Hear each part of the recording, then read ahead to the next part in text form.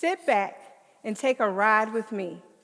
Envision riding in an 86 Chrysler Fifth Avenue, floating and gliding down the dirt roads of Charleston County, and ending up in a place where seemingly the fields never ended. In a time where respect for our elders was ingrained in the very fabric of our culture. Growing up in the South, you learned at an early age to honor those who toil for you, whether those were teachers, doctors, clergy, but especially farmers. There was a reverence, a deep-seated appreciation for those who toiled to feed us, for the blood, the sweat, and the tears that went into every harvest. I can hear my mom now saying, if a man don't work, a man don't eat. And you best believe I was going to eat, while she was ensuring that our neighbors and friends ate. It was these lessons imparted in me as a child that would continue to grow my understanding of food and the world around me. She would lead me out by the hand into the field or the garden, where we would plant seeds and pull weeds. But the time used to drag on and on and on and on. But it all became worth it when little sprouts emerged from the ground. You see, for my mom, gardening wasn't just a hobby, it was a way of life, a connection to our ancestors, to our community, and to our people. And now, for me, the same.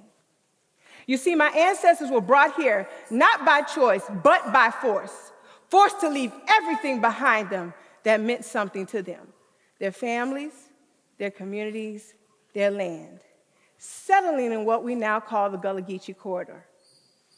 And in the midst of brutality and oppression, they carried with them a particular skill, the ability to coax life out of the land, particularly rice.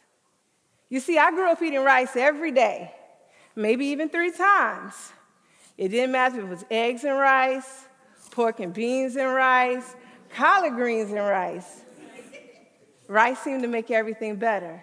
And just as rice became a staple of my upbringing, I'm quite sure the same for many of you in the audience. And rice would go on to transform our local food system and economy with its humble presence. For generations, the knowledge of farming was passed down from parent to child, elder to youth. It was a legacy of resilience, a defiance in the face of adversity. It is that same legacy that I carry with me today, a legacy to support myself, self-sufficiency, and independence. But as I look around myself today, all I see is a world that is increasingly disconnected from its roots, a world where the journey from field to kitchen is obscured with layers of promotions and marketing. Y'all know, we hear buzzwords like farm to table tossed around in your local trendy restaurants, even meal prep kits, but even your local bar. But how many of us truly understand the journey that it takes for our food to get to our plates? The truth is that there's a disconnect. A disconnect between farm to table is not just a matter of convenience, but a symptom of a much larger problem. According to Ag Center News in 2022, while we were inundated with slick, glossy media ads, 10 major food companies raked in nearly $500 billion in revenue. Meanwhile, our local farmers, the very backbones of our food system, struggle to make ends meet. And according to the USDA, the net income from small to mid-sized farms, such as Joseph Fields and Virtu, the ones who work tirelessly to feed us, their net income was less than half what the Big Ten raked in. And if that wasn't sobering enough, in 2023, the decreased net income of small to mid-sized farm decreased by 20%, with a projection of further decreasing of 27% in years to come. So what does that mean for our local food system? What does that mean for our local economy? It means the majority of the money that we spend on groceries leaves our community and lines the pockets of corporations that have no vested interest in us or our well-being. Consequently, it means that for our local economy, the dollars no longer circulate here to make a greater impact. You know, tourism is good. But what about our local food system? What about our local farmers? Because food justice rooted in the notion that everyone deserves equitable access to healthy, nutritious, affordable, and culturally relevant foods is a fundamental right. And that starts with supporting our farmers. But y'all, I refuse to succumb into despair in light of these grim statistics. No pun intended. For I believe in the power to effect change lies in each and every one of us. It lies in the choices that we make, the voices that we amplify, and the actions that we take. So it is time for us to reclaim the narrative of our food. It is time for us to bridge that gap between farm and table, producer and consumer. And it's been time for us to show up for our local farmers, not with our words, but with our wallets and with our actions. For the measure of a community's greatness has nothing to do with the wealth of our corporations, but in the well-being of our people and the next generation to come.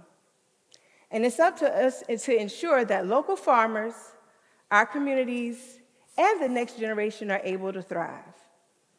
And nowhere is this convergence more pertinent than in the realm of food justice. And, as I said before, it all begins with our farmers. These are the stewards of our land. They are the glue of our community that continue to feed us and cultivate our well-being. By supporting local farmers, we're not only just investing in our sustainability, but in our food system and the bonds that bind us together, because we are all a family. But that unification doesn't stop there. It extends beyond the farm gate and into every area, nook and cranny of our communities.